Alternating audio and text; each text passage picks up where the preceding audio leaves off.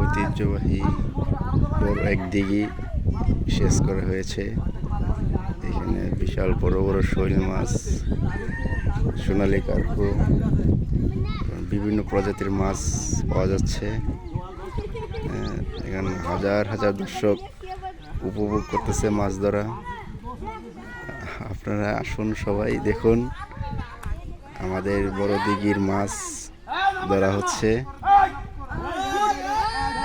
এখানে অলরেডি 3টা মাছের ট্রাক অর্ডার করা হয়েছে। আর একটা অর্ডার করার জন্য কথা বলা হচ্ছে ফোনে। প্রচুর পরিমাণে মাছ এখানে ধরা হচ্ছে। দর্শক, অনেক দর্শক মাছ ধরা দেখতেছে।